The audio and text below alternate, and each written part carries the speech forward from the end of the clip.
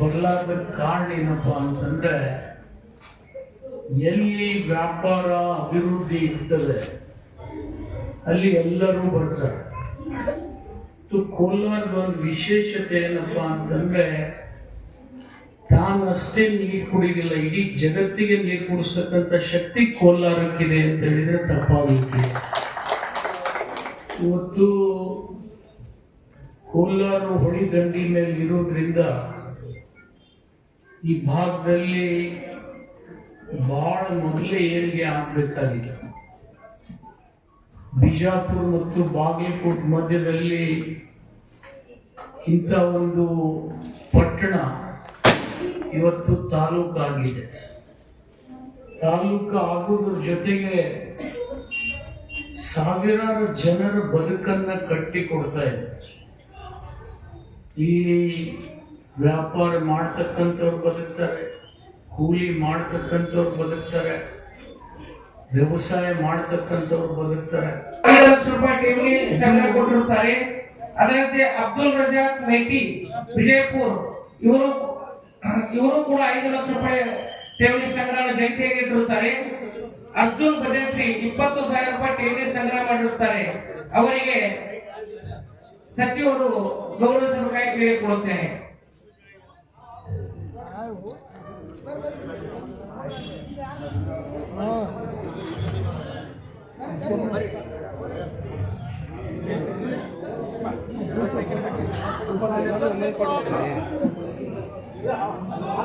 ಬ್ರಹ್ಮ ಸದ್ಗುರು ಶ್ರೀ ವಿಶ್ವ ಕಾಲಜ್ಞಾನ ಶಿವಯೋಗಿ ಡಾಕ್ಟರ್ ಶರಣಬಸವ ಮಹಾಸ್ವಾಮಿಗಳು ನಮ್ಮೆಲ್ಲರಿಗೂ ಆಶೀರ್ವಚನ ನೀಡಬೇಕಾಗಿ ಕೇಳಿಕೊಳ್ಳುತ್ತಾ, ಅದಕ್ಕಿಂತ ಪೂರ್ವದೊಳಗೆ ನಮ್ಮ SR ಮೆಲ್ನಾಡ ಕಾಕಾರಿಗೆ ಸಚಿವ ನೋಡ್ರಿ, ಇದ್ರೊಳಗ 14 ಜನ ಅದ. 14 ಜನರ ಒಳಗ 7 ಜನ ಮುಸ್ಲಿಂ ಮುಖಂಡರು, ಇನ್ನು 7 ಜನ ಹಿಂದೂಗಳದಾರ. ನನಗೆ ಬಹಳ ಅಭಿಮಾನ ಅನಿಸುವಂಥದ್ದು ಏನು ಅಂದ್ರ, ಒಂದು ಬ್ಯಾಂಕ್ ಮುಖಾಂತರ ಭಾವೈಕ್ಯತೆಯನ್ನ ಸಾರುವಂತ ಪ್ರಕ್ರಿಯೆಯನ್ನ ನಮ್ಮ ಉಸ್ಮಾನ್ ಪಟೇಲ್ರು ಹೇಳಿಕೊಟ್ರಲ್ಲ ಅನ್ನುವಂತ ಅಭಿಮಾನ ಬಹಳ ಖುಷಿ ಆಗ್ತದೆ. ಇಲ್ಲಿ ನಾಡಿನೊಳಗೆ ಈ ಕೋಲಾರದ ಪಟ್ಟಣದೊಳಗ ಭಾವೈಕ್ಯತೆಗೇನು ಕಮ್ಮಿ ಇಲ್ಲ. ಈ ನೆಲ ಮುಂದೊಂದು ದಿನ ಭಾವೈಕ್ಯತೆ ನೆಲವಾಗಿ, ಭಾವೈಕ್ಯತೆ ನಾಡಾಗಿ, ಮೊಸರು ನಾಡಿ ಕಂಗೊಳಿಸ್ತದ ಅನ್ನುವಂತ ಮಾತುಗಳನ್ನು ಈ ಸಂದರ್ಭದೊಳಗ ಅಭಿಮಾನದಿಂದ ಹೇಳ್ತೇನೆ.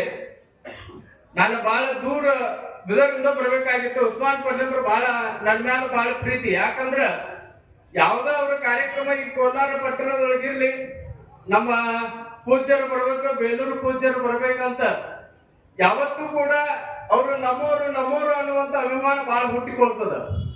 ನೋಡ್ರಿ, ನಾಡಿನೊಳಗ ಶಿಕ್ಷಣವನ್ನ ಬೆಳಗಿಸುವಂತ ಒಂದು ಬಹಳ ದೊಡ್ಡದಾಗಿರುವಂತ ಕೈಂಕರ್ಯಕ್ಕ ಇವತ್ತು ಅವರು ಕೈ ಜೋಡಿಸಿದಾರಲ್ಲ, ಒಂದು ಜೋರಾಗಿ ಚಪ್ಪಾಳೆಯನ್ನು ತಟ್ರಿ. ಅವರಿಂದ ಈ ನಾಡಿನ ರೈತರ ಇನ್ನೂ ಹೆಚ್ಚಾಗಿ ಬೆಳಗಲಿ ಅನ್ನುವಂತ ಮಾತುಗಳನ್ನ ಈ ಸಂದರ್ಭದಲ್ಲಿ ಹೇಳ್ತೇನೆ. ಹಾಗೆ ನಮ್ಮ ಸಚಿವರು ಈ ಕಾರ್ಯಕ್ರಮದೊಳಗೆ ಉದ್ಘಾಟಕರಾಗಿ ಆಗಮಿಸಿದಾರ. ಸಚಿವರು ಯಾವಾಗ್ಲೂ ಕೂಡ ಈ ಕೋಲಾರ ಪಟ್ಟಣದ ಮೇಲೆ ಬಹಳ ಅಭಿಮಾನ. ನಾನು ಮೊನ್ನೆ ತಾನೇ ಹೋಗಿದ್ದೆ. ಈ 24ನೇ ತಾರೀಕು ನಮ್ಮ ಕೋಲಾರದೊಳಗಿರುವಂತ ಪಟ್ಟದೇವರ ಹಿರೇಮಠದ ನೂತನ ಮಠದ ಉದ್ಘಾಟನೆ ಸಮಾರಂಭಕ್ಕೆ ಪೂರ್ವಭಾವಿ ಮೀಟಿಂಗಿಗೆ ಶಾಸಕರ ಸಚಿವರು ಬರ್ಬೇಕನ್ನುವಂತ ಮಾತುಗಳನ್ನು ಹೇಳಕ್ ಹೋಗಿದ್ದೆ. ಅವರು ಬಹಳ ಅಭಿಮಾನದ ಮಾತುಗಳನ್ನು ಹೇಳಿದ್ರು. ಏನಂತ ಅಂದ್ರ, ಕೋಲಾರ ಪಟ್ಟಣ ಬಹಳ ಮಾರ್ಕೆಟ್ ಒಳಗ, ಕೋಲಾರ ಪಟ್ಟಣ ಬಹಳ ಅಭಿವೃದ್ಧಿ ಒಳಗ ಮುಂದಿರುವಂತ ಊರು, ಕೋಲಾರದ ಬಗ್ಗೆ ಬಹಳ ಅಭಿಮಾನ ಆಯ್ತು ಅನ್ನುವಂತ ಮಾತುಗಳನ್ನೇ ಶಿವಾನಂದ ಪಾಟೀಲ್ ಹೇಳಿದ್ರು. ಒಂದು ಜೋರಾಗಿ ಚಪ್ಪಾಳೆ ತಟ್ರಿ. ಬಹಳ ಖುಷಿ ಆಗ್ತದೆ ನಮ್ಮ ಕೋಲಾರದ ಬಗ್ಗೆ. ನೋಡ್ರಿ, ಇವತ್ತು ನಾನು ಕೊನೆಯದಾಗಿ ಒಂದ ಮಾತು ಹೇಳಿ ಸಚಿವರು ಮುಂದೆ ಕಾರ್ಯಕ್ರಮಕ್ಕೆ ಹೋಗೋರದಾರ, ಅದಕ್ಕೆ ಬಹಳ ಹಸುರದೊಳಗೆ ಮಾತಾಡಕತ್ತೀನಿ. ನೋಡ್ರಿ, ಒಂದ ಮಾತು ಹೇಳ್ತೀನಿ ನಿಮ್ಗೆಲ್ಲ. ಇವತ್ತು ರೈತರ ಬಹಳ ದೊಡ್ಡ ಬಿಸಿನೆಸ್ ಮ್ಯಾನ್, ಬಹಳ ದೊಡ್ಡ ರೈತರಿಂದ ಉಂಡಿರುವಂತ ಒಬ್ಬ ವ್ಯಕ್ತಿ ಬಹಳ ಎತ್ತರಕ್ಕೆ ಬೆಳೆಯಕತ್ತಾನ. ಲಕ್ಷ್ಯಗೊಳ್ರಿ, ಒಬ್ಬ ಇಂಜಿನಿಯರ್, ಒಬ್ಬ ಬಿಸಿನೆಸ್ ಮ್ಯಾನ್, ರೈತರಿಂದ ಊಟ ತಿಂದಿರುವಂತ ವ್ಯಕ್ತಿ ಬಹಳ ಎತ್ತರವಾಗಿ ಬೆಳೆಯಕತ್ತಾನ. ಅದೇ ಬೆಳೆದಿರುವಂತ ರೈತ ಬಹಳ ಕೆಳಮಟ್ಟದೊಳಗದಾನ. ಇವತ್ತು ಬಹಳ ದುಃಖ ಆಗೋದು ಏನು ಅಂದ್ರ, ಯಾವ್ದೋ ಒಂದು ನಾವು ದೊಡ್ಡದಾಗಿರುವಂತ ಅಂಗಡಿಗೆ ಹೋದ್ವಿ ಅಂದ್ರೆ, ಉದಾಹರಣೆ ನಿಮಗೆ ಕೊಡ್ಬೇಕಂದ್ರೆ ಒಂದು ಪಿಜ್ಜಾ ತಗೊಳಕ್ ಹೋಗ್ತೀವಿ ನಾವು. ಪಿಜ್ಜಾ ಗೊತ್ತಿದ್ದಲ್ರಿ ಎಲ್ಲರಿಗೆ, ಒಂದು 300 ರೂಪಾಯಿ 400 ರೂಪಾಯಿ ಇರುವಂತ ಪಿಜ್ಜಾ ಬರ್ಗರ್ ಅಂತೀರಿ ನೋಡ್ರಿ. ಅದನ್ನ ತಗೊಳ್ಳುವಾಗ ಮ್ಯಾಲ ಅವ್ ತಂದು ಕೊಟ್ಟಿದ್ದಕ್ಕೆ ಒಂದ್ 20 ರೂಪಾಯಿ 30 ರೂಪಾಯಿ 50 ರೂಪಾಯಿ ಟಿಪ್ಸ್ ಕೊಟ್ಟು ಕೊಡ್ತೀವಿ ನಾವು. ಇದು ಅದೇ ಒಬ್ಬ ರೈತನ ಕಡೆ ಹೋಗಿ ನಾವು ಯಾವ್ದಾದ್ರು ಒಂದು ಬೆಳೆಯನ್ನ ತೆಗೆದುಕೊಳ್ಳಬೇಕಾದ್ರೆ 20 ರೂಪಾಯಿ ಅವರು ನಾವು ಎಲ್ಲರೂ ಸೇರಿ ಇವತ್ತು ಕೇವಲ ಒಂದೇ ಒಂದು ತಿಂಗಳಲ್ಲಿ ನಾವು ಸಹಕಾರ ಸಂಘದಿಂದ ಅನುಮತಿ ಪಡೆದು ಅವರು ಸೇರೋಣ ಕೂಡಿಸ್ಬೇಕಂತ ಹೇಳಿ 311 ಸದಸ್ಯರು 6,48,000 ಸೇರನ್ನ ಕೂಡಿಸ್ಬೇಕಂತ ಹೇಳಿ ಒಂದು ಷರತ್ತುಬದ್ಧವಾಗಿ ಒಂದು ಆದೇಶ ಮಾಡಿದ್ರು. ಆದರೆ ಅವರ ಆದೇಶ ಪ್ರಕಾರ ಕೇವಲ 15 ದಿವಸದಲ್ಲಿ 7,11,000 ರೂಪಾಯಿ ಸೇರನ್ನ ಕೂಡಿಸಿ ಆ ಅನುಮತಿಯನ್ನು ಪಡೆದುಕೊಂಡಿದ್ದು ಇದು ಡಾಕ್ಟರ್ APJ ಅಬ್ದುಲ್ ಕಲಾಂ ಸಂಸ್ಥೆ ಅಂದರೆ ತಪ್ಪಾಗತ್ತಿಲ್ಲ. ಎರಡನೇದಾಗಿ ಕೇವಲ 2 ದಿವಸದಲ್ಲಿ ನಾವು ಈ ಕಾರ್ಯಕ್ರಮ ಸನ್ಮಾನ್ಯ ಶಿವಾನಂದ ಪಾಟೀಲ್ ಜಿ ಅವರ ಕಡೆ ಅವರಿಗೆಲ್ಲರಿಗೂ ನಾನು ಧನ್ಯವಾದಗಳನ್ನು ಅಭಿನಂದನೆಯನ್ನು ಹೇಳ ಬಯಸ್ತೇನೆ. ಆದರೆ ಸಮಯ ಮಾಡಿದ್ರೆ ಸಚಿವರು ಬೇರೆ ಕಡೆ ಹೋಗ್ತಿದ್ದಾರೆ, ಆದರೂ ಕೂಡ ಒಂದು 5-10 ನಿಮಿಷದಲ್ಲಿ ನಾನು ಮುಗಿಸ್ತೇನೆ. ಇದರ ಉದ್ದೇಶವನ್ನು ನಾವು ಮಾಡಿದ್ದೆವು, ಕೆಲವೊಂದು ನಾವು ಗುರಿ ಮತ್ತು ಉದ್ದೇಶ ಬಂದು ಈ ಸಂಘ ಸಂಸ್ಥೆಯನ್ನು ಸ್ಥಾಪನೆ ಮಾಡಿದ್ದೇವೆ. ಆದ್ರೆ ಮೊದಲನೇ ಗುರಿ ಏನಂದ್ರೆ ಈ ಸಂಸ್ಥೆದಿಂದ ಬಡವರಿಗೆ ಸಾಲ ಸೌಲಭ್ಯ ಸಿಗಬೇಕು, ಅವರು ಒಳ್ಳೆಯ ರೀತಿಯಿಂದ ಸಾಲ ಮರುಪಾವತಿ ಮಾಡಬೇಕನ್ನುವಂಥದ್ದು ನಮ್ದು ಒಂದು ಉದ್ದೇಶ. ಆದ್ರೆ ಯಾವ ರೀತಿ ಸಾಲಪ್ಪ ಅಂದ್ರೆ ನಮ್ಮ ರಾಜ್ಯದಲ್ಲಿ ಆಗಲಿ ಜಿಲ್ಲೆಯಲ್ಲಿ ಆಗಲಿ ಪಟ್ಟಣದಲ್ಲಿ ಆಗಲಿ 40% ಜನ ಆಸ್ತಿ ಇಲ್ಲದವರಿದ್ದಾರೆ. ಆಸ್ತಿ ಇದ್ದವರು 40% ಜನ ಇದ್ದಾರೆ, 20% ಜನ ಅವರಿಗೆ ಸಾಲದ ಅವಶ್ಯಕತೆ ಇರುವುದಿಲ್ಲ. ಈಗ 40% ಜನ ಆಸ್ತಿ ಇದ್ದವರಿಗೆ ಬೇಕಾದ ಬ್ಯಾಂಕ್ಗಳಲ್ಲಿ ಸಾಲ ನೀಡುತ್ತಾರೆ. ಆದ್ರೆ ನ್ಯಾಷನಲ್ ಬ್ಯಾಂಕ್ಗಳಲ್ಲಿ ನಾವು ಸಾಲ ಕೇಳಕ್ ಹೋದ್ರೆ ಫಸ್ಟ್ ಕೇಳ್ತಾರೆ, ಅವರು ನಿಮ್ದು IT ರಿಟರ್ನ್ ಐತಿ ಅನ್ನೋ 3 ವರ್ಷದ್ದು, ನೀವು GST ಕಟ್ಟಿರಿ ಏನು ಅಂತ ಹೇಳಿ. ಇವು ಎರಡೂ ಇಲ್ಲ, ನಿಮ್ ಸಿವಿಲ್ ಚೆಕ್ ಮಾಡಿ ಏನಾದ್ರೂ ಸ್ವಲ್ಪ ಫರ್ಕ್ ಇದ್ರೆ ನಿಮ್ಮನ್ನು ಹೊರಗೆ ಹಾಕ್ಬಿಡ್ತಾರ. ಅವರು 1 ರೂಪಾಯಿನೂ ಕೊಡುದಿಲ್ಲ, ಮಾತಾಡುದಿಲ್ಲ.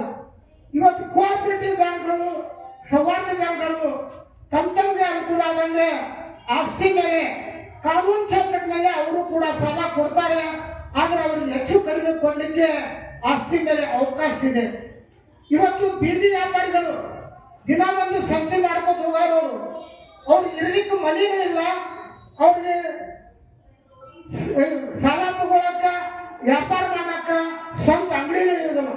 ಅಂತವ್ರಿಗೆ ಸಣ್ಣ ಪ್ರಮಾಣದ ಸಾಲ ಬಹಳ ಅವಶ್ಯಕತೆ ಇರ್ತೈತಿ. ಅಂತವ್ರಿಗೆ 10,000 ರೂಪಾಯಿನೂ ಕೂಡ ಎಲ್ಲಿ ಸಾಲ ಸಿಗುವುದಿಲ್ಲ.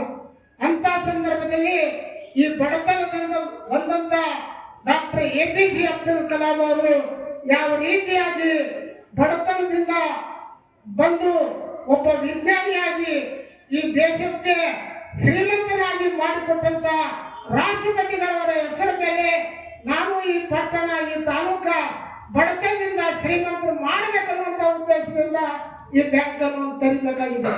ದೇಸಾಯಿ ಅವರು ಕುಲಕರ್ಣಿ ಅವರು ಅವ್ರ ಜಮೀನು ಬಿಟ್ಟರೆ ಸಾಮಾನ್ಯ ರೈತರಿಗೆ 2 ಎಕರೆ 3 ಎಕರೆ ಜಮೀನು ಇದ್ದಿದ್ದಿಲ್ಲ.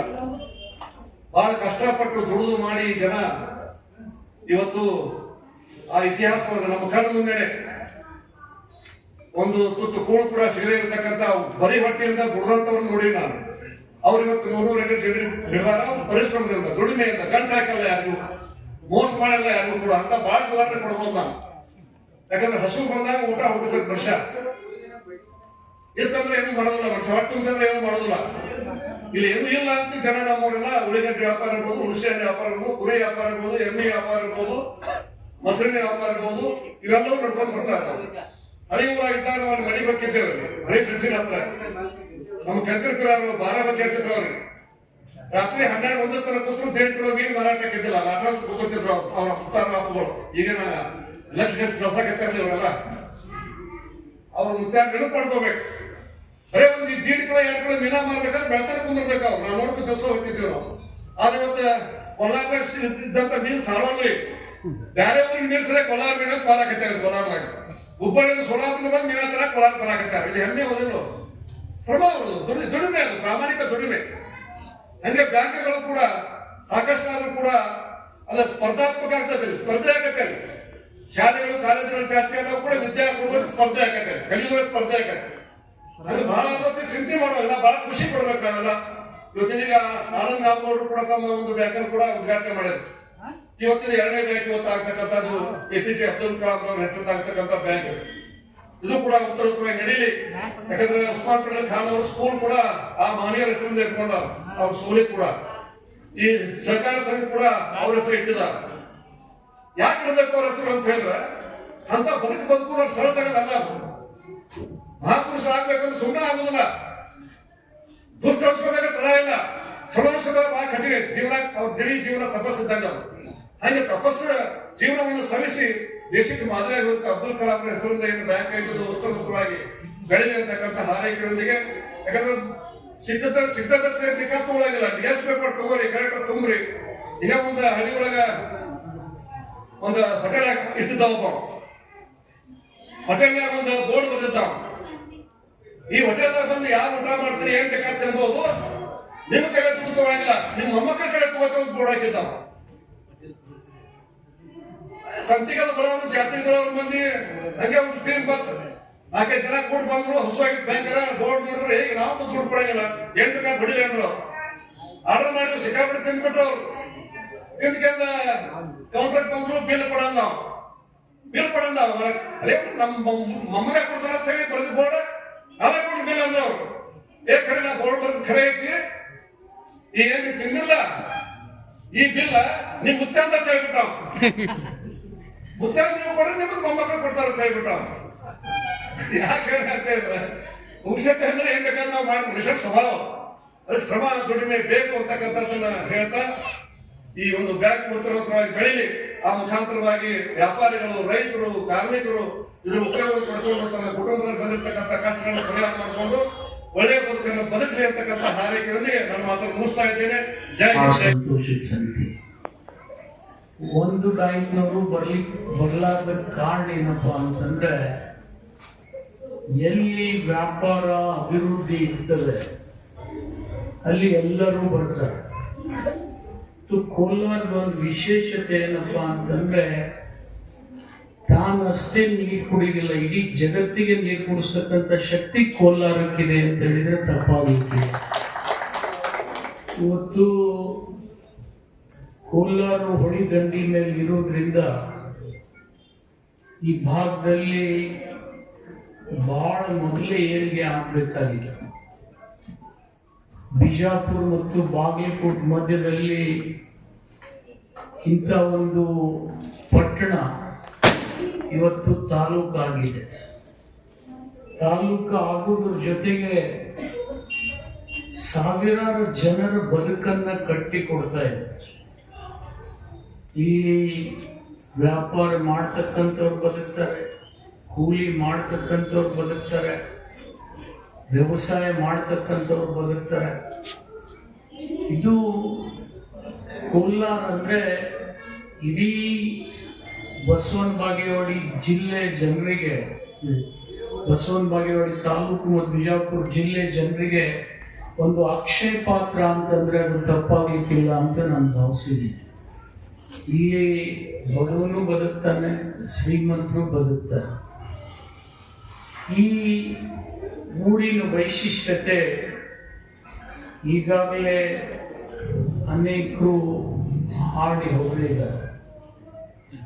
ಇವತ್ತು ಸಹಕಾರಿ ರಂಗದಲ್ಲಿ ಜನ ಯಾಕೆ ವಿಶ್ವಾಸ ಇರ್ತಾರೆ ಅಂತ ಹೇಳಿದ್ರೆ, ಯಾವುದು ಸಹಕಾರಿ ರಂಗದಲ್ಲಿ ಹುಟ್ಟುತ್ತದೆ ಅದು ತಾನಷ್ಟೇ ಬದುಕುವುದಿಲ್ಲ, ಎಲ್ಲರನ್ನ ಬದುಕಿಸಿದಂತೆ ಅನೇಕರು ಶೇರನ್ನ ತೊಡಗಿಸಿದ್ದಾರೆ.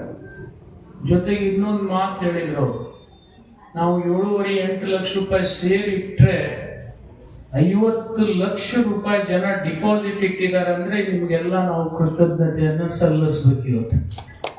ಇವತ್ತು ಈ ಬ್ಯಾಂಕ್ ನಡೀದೆ 50 ಲಕ್ಷ ರೂಪಾಯಿ. ಈಗ ಈ 50 ಲಕ್ಷ ರೂಪಾಯಿ 50 ಕೋಟಿ ಮಾಡಬೇಕು ಪಟೇಲ್ರು. ಹ್ಯಾಂಗ್ ಮಾಡಬೇಕು?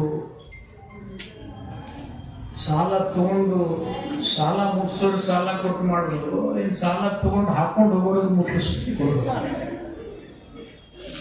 ಯಾರಿಗೆ ಕೊಡೋದು? ಮುಟ್ಸೋರು ಕೊಡ್ಬೇಕಲ್ಲ. ನಾ ಮುಟ್ಟಿಸ್ತೀನಿ ಅಂತೇಳಿ ಭಾಷಣ ಮಾಡಿ ಕೊಡ್ಲಾರ್ದೆ ಹೋಗಿ ಅಂದ್ರೆ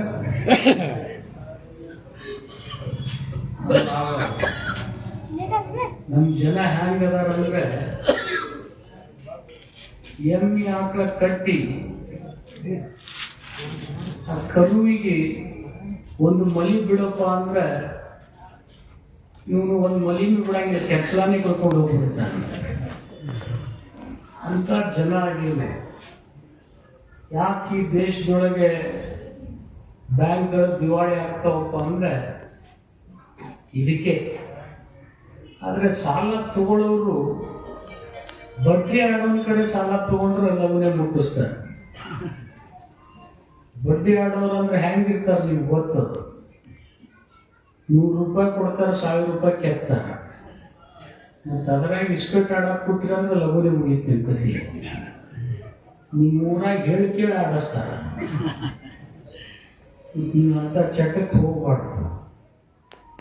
ಯಾಕಂದ್ರೆ ಪರಿಶ್ರಮ ಪಟ್ಟು ಪ್ರತಿಫಲ ಬಯಸ್ತಕ್ಕಂಥವ್ರಿಗೆ ಸಾಲ ಅನ್ನೋದು ಬಹಳ ದೊಡ್ಡ ಹೊರೆ. ನಾವು ನೋಡ್ತೀವಿ ನಮ್ಮ ಸಮಾಜದಲ್ಲಿ ಎಂತಿಂತ ಉದಾಹರಣೆ ಅದಾವ ಅಂತಂದ್ರೆ, ಏನ್ ಬೇಕಾದ್ ಮಾಡು, ನಾ ಸಾಯಿ ಹೊತ್ನಾಗ ನನ್ನ ಮೇಲೆ ಒಂದು ಬೆಸದ್ ಸಾಲ ಇರಬಾರ್ದು ಹಿಂಗೆ ಹೇಳಿ ಸತ್ತವ್ರು ಭಾಳ ಅದಾರ. ಅವ್ರಿಗೆ ಕೊಡಕ್ ಆಗ್ಲಿಲ್ಲ ಅಂದ್ರೂ ಮಕ್ಕಳಿಗೆ ಹೇಳಿ ಸತ್ತಾರ, ನಾ ಇಂಥವ್ರ ಕಡೆ ರೊಕ್ಕ ತಗೊಂಡಿದ್ದೆ ಅವ್ನು ಕೊಟ್ಟು ಮುಟ್ಟಿಸುತ್ತೆ. ಆದ್ರೆ ಈಗ ಎಂತ ಅಪ್ಪುಗಳು ಹುಟ್ಟ್ಯಾರಂದ್ರೆ ಅವ್ರ ಅಪ್ಪುಗಟ್ಟೆಲ್ಲ ಅವ್ರ ಮುತ್ಯಾಗೂ ಹಾಕಿರ್ತಾರೆ. ಇಂಥವ್ರು ಸಮಾಜದೊಳಗೆ ಏನು ಸೃಷ್ಟಿ ಮಾಡಕ್ಕ. ಯಾಕೆ ಈ ಮಾತು ನಾನು ಹೇಳ್ತೀನಿ ಅಂದ್ರೆ, ನನ್ನ ಅನುಭವದಲ್ಲಿ ನಾನು ಒಂದು ಬ್ಯಾಂಕ್ ನಡೆಸ್ತೀನಿ 25-30 ವರ್ಷ ಆಗ್ತಾ ಬಂದು. ನಮ್ಮ ಪೂರ್ವಜರು, ನಮ್ಮ ಹಿರಿಯರು, ಬಿಜಾಪುರ ಲಕ್ಷ್ಮೀಗುಡಿ ದೇಸಾಯರು, ಮುಲಗೋಡವರು, ನಾಡಗೌಡರು, ಬಹಳಷ್ಟು 11 ಜನ ನಮ್ಮ ಹೊಗು ಹಳಕಟ್ಟಿಯವರು ಕೂಡ ಇದ್ದಾರೆ. 11 ಜನ 1919 63,000 ರೂಪಾಯಿಯಿಂದ ಒಂದು ಬ್ಯಾಂಕ್ ಮಾಡ್ತಾರೆ. ಅದ್ರ ಕಾರ್ಯವ್ಯಾಪ್ತಿ ಬಿಜಾಪುರ, ಬಾಗಲಕೋಟೆ ಎರಡೂ ಸೇರಿ ಒಂದೇ ಜಿಲ್ಲೆ. 100 ವರ್ಷದಲ್ಲಿ ಆ 63,000 ರೂಪಾಯಿ ಇವತ್ತಿಗೆ 11,000 ಕೋಟಿ ಆಗಿದೆ ಅಂದ್ರೆ ಅದು ತಪ್ಪಾಗ್ಲಿಕ್ಕಿಲ್ಲ ಅಂತ ಹೇಳ್ಬೋದು. ಎಷ್ಟು? 63,000ದಿಂದ ಬರೀ 63,000 ರೂಪಾಯಿ ಇವತ್ತು 11,000 ಕೋಟಿ ಆಗಿದೆ. ಬಿಜಾಪುರ, ಬಾಗಲಕೋಟೆ ಜಿಲ್ಲೆ ರೈತರು ಈಗ ತಾನೇ ಪಟೇಲ್ ಹೇಳಕತ್ತಿದ್ರು, DCC ಬ್ಯಾಂಕ್ನಿಂದ ನಮಗೂ ಒಂದಿಷ್ಟು ಸಾಲ ಕೊಡ್ರಿ ಅಂತ ಹೇಳಿ. ಈಗಾಗಲೇ ಅರ್ಜಿ ಹಾಕೇ ಬಿಟ್ಟಾರ ಅವ್ರಿಗೆ. ಯಾಕಂದ್ರೆ ನಾವು ಕೊಡ್ತೀವಿ ಪಟೇಲ್, ಯಾವಾಗ ಕೊಡ್ತೀವಿ? 3 ವರ್ಷ ನೀವು ನಿಮ್ ಕಾಲ ಮೇಲೆ ನುಡಿಸಿ ನಡೆಸಿ ಸದೃಢ ಆದ್ಮೇಲೆ ಕೊಡ್ತೀವಿ. ಮತ್ತೆ 3 ವರ್ಷ ಒಳಗೆ ಅರ್ಜಿ ಹಾಕ್ಬೇಡ್ರಿ. ಆದ್ರೆ 3 ವರ್ಷದ ಆಡಿಟ್ ರಿಪೋರ್ಟ್ ಬೇಕು ಕಾನೂನಾಗ. 3 ವರ್ಷ ಸರ್ಕಾರಿ ರಂಗದಲ್ಲಿ ಆಡಿಟ್ ಆಗ್ಬೇಕು. ಅಂದ್ರೆ ಆಡಿಟ್ ಆದಾಗ ನೀವು ಲಾಭದಲ್ಲದಿರಿ, ನುಕ್ಸಾನದಲ್ಲದಿರಿ, ಯಾರಿಗಾರೆ ಹಾಕಿರಿ ಬಿಟ್ಟಿರಿ ಅನ್ನೋದು ಗೊತ್ತಾಗ್ತದೆ. ಅಂತ ಆಡಿಟ್ ಆದ್ಮೇಲೆ ನಾವು DCC ಬ್ಯಾಂಕ್ ಅವ್ರು ಸಾಲ ಕೊಡ್ತೀವಿ. ನಾನು ನಿಮಗೆ ಒಂದು ಮಾತು ಹೇಳಿ ಹೋಗ್ತೀನಿ, ನೀವು 100 ರೂಪಾಯಿ ಗಳಿಸಿದ್ರೆ ನಾವು 1000 ರೂಪಾಯಿ ನಿಮ್ಗೆ ಸಾಲ ಕೊಡ್ತೀವಿ. ಇದನ್ನು ಹೇಳಿ ಹೋಗ್ತೀನಿ ನಾನು. ಆದ್ರೆ 3 ವರ್ಷ ನೀವು A ಕ್ಲಾಸ್ನಲ್ಲಿ, B ಕ್ಲಾಸ್ನಲ್ಲಿ ಬರ್ಬೇಕು ಅಂದ್ರೆ ನಿಮ್ ಬ್ಯಾಂಕ್ ಬೆಳೀತಾ ಇದೆ ಅನ್ನೋದು ಸರ್ಕಾರ ಗಮನಿಸ್ಲಿಕ್ಕೆ ಸಾಧ್ಯ ಆಗ್ತದೆ. ಸಾಲ ಕೊಡ್ಲಿಕ್ಕೆ ಶಕ್ತಿ ಬರ್ತದೆ. ಯಾವುದೇ ಸಂಘ ಸಂಸ್ಥೆಗಳು ಇವತ್ತು ಹುಟ್ಟಿದ ಮೇಲೆ ನಾಳೆ ನಮ್ಮಲ್ಲಿ ಅರ್ಜಿ ಹಾಕಿದ್ದು ಸಾಲ ಕೊಡಂಗಿಲ್ಲ. ಹಾಗಲೇ ಹೇಳಿದ್ರು ಪಟೇಲ್ರು, ನಿಮ್ ಸಿಬಿಲ್ ಸ್ಕೋರ್ ಏನದ ನೋಡಿ ಸಾಲ ಕೊಡ್ತಾರೆ ಅಂತ ಹೇಳಿ ರಾಷ್ಟ್ರೀಕೃತ ಬ್ಯಾಂಕ್ನಲ್ಲಿ. ಅದು ನಿಜ. ಅದು ಇವತ್ತು ಯಾಕೆ ಸರ್ಕಾರಿ ರಂಗ ಇಷ್ಟು ಬೆಳೆದಂತ ಹೇಳಿದ್ರೆ, ಯಾವ ಮನುಷ್ಯ ದುಡಿದು ಸಾಲ ಮುಟ್ಟಿಸ್ತಾನಂತಕ್ಕಂಥ ಆತ್ಮವಿಶ್ವಾಸ ಇರ್ತದೆ, ಅಥವಾ ಶಕ್ತಿ ಇರ್ತದೆ, ಅಥವಾ ಮಾಡ್ತಾನಂತಕ್ಕಂಥ ಭರವಸೆ ಇರ್ತದೆ, ಅಂಥವನಿಗೆ ರಾಷ್ಟ್ರೀಕೃತ ಬ್ಯಾಂಕ್ಗಳು ಕೂಡ ಸಾಲ ಕೊಡುವುದಿಲ್ಲ. ಆದ್ರೆ ಅವ್ರಿಗೆ ಸಾಲ ಕೊಡ್ತಕ್ಕಂಥ ಬ್ಯಾಂಕ್ಗಳು ಯಾವ್ದಾದ್ರಿದ್ರೆ ಅವು ಕೇವಲ ಸರ್ಕಾರಿ ಬ್ಯಾಂಕ್ಗಳು ಅಂತ ಹೇಳಿ ಬಹಳ ಹೆಮ್ಮೆ ಅಂತ ನಾನು ಹೇಳಬೇಕು. ಯಾಕೆ ನಾವು ಸರ್ಕಾರಿ ರಂಗದಲ್ಲಿ ವಿಶ್ವಾಸ ಇಡ್ಬೇಕಂತ ಹೇಳ್ತೀವಂದ್ರೆ, ಸರ್ಕಾರಿ ರಂಗ ನೀವು ಮಾಡದಂಗೆ ನಡೀತದೆ. ನೀವು ಹೆಂಗ್ ಮಾಡ್ತೀರಿ ಹಂಗೆ ನಡೀತದೆ. ನೀವು ಚಲೋ ಮಾಡಿದ್ರೆ ಚಲೋ ನಡೀತದೆ, ಕೆಟ್ಟ ಮಾಡಿದ್ರೆ ಕೆಟ್ಟ ನಡೀತದೆ. ಇವತ್ತು ನಾನು ಬಹಳ ಕಡೆ ವ್ಯಕ್ತಿ ಮೇಲೆ ಹೇಳ್ತಿದ್ದೆ, ಬಿಜಾಪುರ ಜಿಲ್ಲೆ ಸರ್ಕಾರಿ ರಂಗದಲ್ಲಿ ಸಾಧನೆ ಮಾಡಿರ್ತಕ್ಕಂಥ ಸಾಧನೆ ಬೇರೆ ಯಾವ ಜಿಲ್ಲೆ ಮಾಡಿಲ್ಲ ಅಂತ ಹೇಳ್ತಿದ್ದೆ. ಬೆಳಗಾವಿ, ಬಾಗಲಕೋಟೆ, ಬಿಜಾಪುರ ಬಿಟ್ರೆ ಇಡೀ ಕರ್ನಾಟಕದ 31 ಜಿಲ್ಲೆಗಳಲ್ಲಿ ಇನ್ನೊಂದು 2-3 ಬ್ಯಾಂಕ್ ಅದಾವ. ಇವತ್ತು 21 DCC ಬ್ಯಾಂಕ್ ಅದಾವ. ಆದ್ರೆ 21 DCC ಬ್ಯಾಂಕ್ ನಲ್ಲಿ ರಾಜ್ಯದಲ್ಲಿ ಕೇವಲ 5-6 ಬ್ಯಾಂಕ್ಗಳು ಸದೃಢ ಅದಾವ. ಅವ್ರು ಹೇಳಿದ್ರಲ್ಲಿ ಈಗಾಗಲೇ DCC ಬ್ಯಾಂಕ್ ನಲ್ಲಿ ಯಾರೋ ಒಬ್ಬರು ಭಾಷಣ ಮಾಡಿದ್ರಲ್ಲಿ ಗುಲ್ಬರ್ಗದಾಗ ಸಾಲ ಸಿಗಲಿಲ್ಲ. ಗುಲ್ಬರ್ಗಾದಲ್ಲಿ DCC ಬ್ಯಾಂಕ್ನಲ್ಲಿ ರೈತರಿಗೆ 15,000 20,000 ರೂಪಾಯಿ ಸಾಲ ಸಿಗುವುದಿಲ್ಲ. ಆದ್ರೆ ಬಿಜಾಪುರ DCC ಬ್ಯಾಂಕ್ ನಲ್ಲಿ 2,60,000 ರೈತರಿಗೆ ಕನಿಷ್ಠ 70,000 ರೂಪಾಯಿ ಕೊಡ್ತೀವಿ, ಗರಿಷ್ಠ 5 ಲಕ್ಷ ರೂಪಾಯಿವರೆಗೆ ಸಾಲ ಕೊಡ್ತೀವಿ. ಎಲ್ಲ ಶೂನ್ಯ ಬಡ್ಡಿ ದರದಲ್ಲಿ, ಮತ್ತೆ ಬಡ್ಡಿ ಇಲ್ಲ. ಮತ್ ನೀವು ಹಿಂಗೆ ಶಾಣೆ ಇರೋದಿರೋ ಕೆಲವು ರೈತರಂದ್ರ, ನಮ್ ಬಿಜಾಪುರಕ್ಕ ಬರೇ 3 ಕಾಲ ಇಲ್ಲ, ಮಳೆಗಾಲ, ಚಳಿಗಾಲ, ಬೇಸಿಗೆ ಕಾಲ ಆದ್ಮೇಲೆ ಬರಗಾಲ ಒಂದು ಬೆನ್ನ ಹತ್ತೆ ಇರುತ್ತೆ. ನೀವು ಎಂತ ಶಾಣೆ ಆಗಿದ್ರೆ ಅಂದ್ರೆ 4 ವರ್ಷಕ್ಕೊಮ್ಮೆ ಬರಗಾಲ ಬರ್ಲಿಕ್ಕೆ.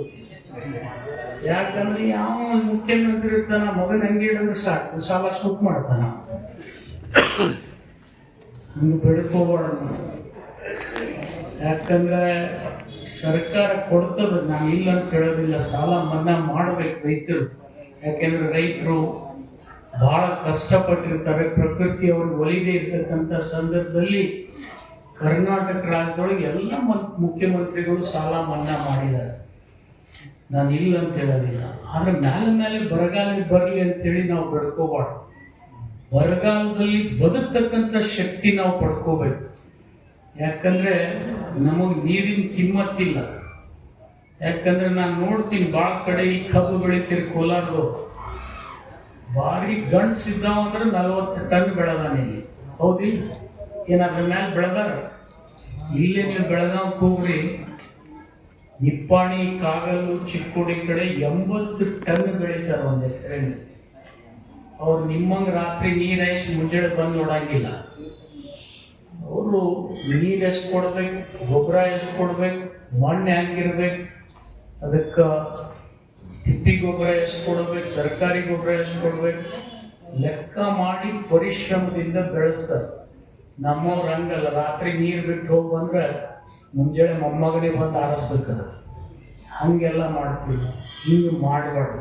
ವೈಜ್ಞಾನಿಕ ಕೃಷಿ ಮಾಡಬೇಕು. ವ್ಯಾಪಾರ ಮಾಡಿದ್ರೆ ಲಾಭ ಮಾಡ್ತಕ್ಕಂಥದ್ದು ಅಷ್ಟೇ ಅಲ್ಲ, ಲಾಭದ ಜೊತೆ ವ್ಯವಹಾರ ಚೆನ್ನಾಗಿರ್ಬೇಕು. ನಾನು ನೋಡ್ತೀನಿ, ಮೊನ್ನೆ ಇಲ್ಲೇ ಕರ್ನಾಟಕದಲ್ಲೇ ಒಂದು ಊರದ ಯಾವ ಜಿಲ್ಲೆಯಲ್ಲಿ ನೋಡಿದ್ವಿ, ಆ ಮೈಕ್ರೋ ಫೈನಾನ್ಸ್ದವ್ರು ಸಾಲ ಕೊಟ್ಟು ಇಡೀ ಊರೇ ಖಾಲಿ ಆಗಿ ಹೋಗಿ ಸಾಲನೇ ಮುಗಿಸಿಲ್ಲ ಒಬ್ರು. ಇವತ್ತು ನಾವು ಊರಿಗೆ ಬಂದಾಗಬೇಕಾಗ್ತದೆ. ಹಂಗೆ ಆಗ್ಬಾರ್ದು. ನಾವು ಸಾಲ ತಗೋಬೇಕಾದ್ರೂ ಕೂಡ ಸಾಲ ಮುಟ್ಟಿಸ್ತಕ್ಕಂಥ ಶಕ್ತಿ ಎಷ್ಟಿರ್ತದೆ ಅಷ್ಟೇ ಸಾಲ ತಗೋಬೇಕು. ನಾನು ನಿಮ್ಮಲ್ಲಿ ಅರಿಕೆ ಮಾಡ್ಕೊಳ್ಳೋದು ಇಷ್ಟೇ, ಈ ಬ್ಯಾಂಕು ಇವತ್ತು ಪ್ರಾರಂಭ ಆಗಿದೆ. ಇದೇ ತರ ಇದು 2ನೇ ಬ್ಯಾಂಕ್, ಅದು ನ್ಯಾಮಗೌಡರ ಬ್ಯಾಂಕಿಗೆ ಹೋಗಿ ಬಂದೀನಿ ನಾನು. ಬಹಳಷ್ಟು ಬ್ಯಾಂಕ್ಗಳು ಬರ್ತಾ ಇದ್ದಾವೆ. ಆದರೆ ಬ್ಯಾಂಕ್ಗಳು ಬರೋದ್ರ ಜೊತೆಗೆ ಬ್ಯಾಂಕಿನ ವ್ಯವಹಾರ ಬಹಳ ಚೆನ್ನಾಗಿರ್ಬೇಕು. ಸಾಲ ಜಾತಿ ನೋಡಿ ಕೊಡಬಾರ್ದು, ಶ್ರೀಮಂತ ಬಡವ ನೋಡಿ ಕೊಡಬಾರ್ದು. ಯಾರು ಸಾಲ ತಗೊಂಡು ಮುಟ್ಟಿಸ್ತಾನೆ ಅವ್ನು ಯಾವುದೇ ಜಾತಿಯವ ಇದ್ರೂ ಸಾಲ ಕೊಡಬೇಕು. ಇದು ನಮ್ಮ ಧರ್ಮ. ಇದನ್ನ ನಾವು ನೋಡಬೇಕು. ಯಾಕಂದ್ರೆ ನನ್ನ ಬ್ಯಾಂಕಿನ ಸಾಲ ನನ್ನ ವೈರಿಗೂ ಕೊಡ್ತೀನಿ ನಾನು. ಯಾಕಂದ್ರೆ ನಾವು ಅದರಲ್ಲಿ ರಾಜಕಾರಣ ಮಾಡಕ್ ಬರೋದಿಲ್ಲ. ಎಲ್ಲರಿಗೂ ಸಾಲ ಕೊಡಬೇಕು. ಯಾರು ಸಾಲಕ್ಕೆ ಅರ್ಹರಿದ್ದಾರೆ ಅವ್ರಿಗೆ ಕೊಡಬೇಕು. ಮತ್ತು ಹಾಕೊಂಡು ಹೋಗೋರು ಕೊಡಬಾರ್ದು. ಈಗ ಬೆಳ್ಳು ಬೇವ್ರು ಹೇಳೋದಲ್ಲ, ತಿಂದು ಹೋಗಿ ಕಿಶನ್ ಮೊಮ್ಮಗನ ಕಡೆ ಬಿಲ್ ಕೊಡಿಸೋರು ಬರಬಾರ್ದು. ಹಂಗಾಗಬಾರ್ದು. ಆ ರೀತಿ ನಾವು ಬ್ಯಾಂಕ್ ನಡೆಸ್ಬಾರ್ದು. ಯಾವುದೇ ಬ್ಯಾಂಕ್ ನಡೆಸಿದ್ರು ಕೂಡ ತಗೊಂಡಿರ್ತಕ್ಕಂಥ ಋಣ ಮುಟ್ಟಿಸ್ತಕ್ಕಂಥ ಶಕ್ತಿ ಅನುಗುಣವಾಗಿ ನಾವು ಸಾಲ ಪಡೆದು ಸಾಲ ಮುಟ್ಟಿಸ್ತಕ್ಕಂಥ ಕೆಲಸ ಮಾಡಬೇಕು. ಇವತ್ತು ವಿಶೇಷವಾಗಿ ಸರ್ಕಾರಿ ರಂಗದಲ್ಲಿ ಬಹಳಷ್ಟು ಬದಲಾವಣೆಯನ್ನು ನಾವು ನೋಡಿದ್ದೀವಿ. ಇವತ್ತು ನೀವು ಅಮೂಲ್ದು ಈ ನಂದಿ ಕಡೆ ತಿಂತೀರಲ್ಲ, ನಂದಿ ಹಾಲು ಅದು ಅಮೂಲ್ದವ್ರದೇ ಅದು. ನಂದಿನಿ ಕರ್ನಾಟಕದ್ದು, ಅವರ ಅಮೂಲ್ ರಾಷ್ಟ್ರದ್ದು. ಆ ಅಮೂಲ್ ಏನಿದೆ ಸರ್ಕಾರಿ ರಂಗದಲ್ಲಿ ಹುಟ್ಟಿರ್ತಕ್ಕಂಥ ಸಂಸ್ಥೆ. ಪ್ರೊಫೆಸರ್ ಕುರಿಯನ್ ಅವರು ಹುಟ್ಟಿಸ್ತಾರೆ ಗುಜರಾತ್ದಲ್ಲಿ, ಆನಂದ್ ಅಂತಕ್ಕಂಥ ಡಿಸ್ಟ್ರಿಕ್ಟ್ನಲ್ಲಿ. ನೀವು ನೋಡಬೇಕು, ಆ ಹಾಲಿನ ಸಂಘ ಕೇವಲ 80,000 ರೂಪಾಯಿ ಇರಲಿಲ್ಲ. ಅವರು ಆ ಸಂಸ್ಥೆ ಪ್ರಾರಂಭ ಮಾಡ್ಯಾರ. ಇವತ್ತು 80,000 ಕೋಟಿ ವ್ಯವಹಾರ ಮಾಡ್ತದೆ ಆ ಸಂಸ್ಥೆ ದೇಶದಲ್ಲಿ. ಆ ರೀತಿ ನಮ್ಮ ಸರ್ಕಾರಿ ರಂಗಗಳು ಬೆಳೆಸ್ತಕ್ಕಂಥ ಕೆಲಸ ಉಸ್ಮಾನ್ ಪಟೇಲ್ರು ಮತ್ತು ವಿನೋದ್ ದೇಸಾಯಿ ಅವರು ಮಾಡಲಿ ಅಂತೇಳಿ ನಾನು ಹಾರೈಸಿ, ಇವತ್ತಿನ ಈ ಸರ್ಕಾರಿ ಸಂಘ 3 ವರ್ಷದಲ್ಲಿ ಒಳ್ಳೆ ಕೆಲಸ ಮಾಡಿ DCC ಬ್ಯಾಂಕಿಗೆ ಏನಾದರೂ ಸಹಾಯ ಕೋರಿ ಅರ್ಜಿ ಬಂದರೆ ಖಂಡಿತ ಅದನ್ನು ನಾನು ಸಹಾಯ ಮಾಡ್ತೀನಿ ಅಂತೇಳಿ ಅವ್ರಿಗೆ ಭರವಸೆಯನ್ನು ಕೊಟ್ಟು ಈ ಊರಿನಲ್ಲಿ ಇದು ಕಾಮಧೇನು ಕಲ್ಪವೃಕ್ಷ ಆಗಿ ಬೆಳೀಲಿ ಅಂತೇಳಿ ಹಾರೈಸಿ ನನ್ನ 4 ಮಾತುಗಳನ್ನು ಮುಗಿಸ್ತೀನಿ. ಜೈ ಹಿಂದ್, ಜೈ ಕರ್ನಾಟಕ.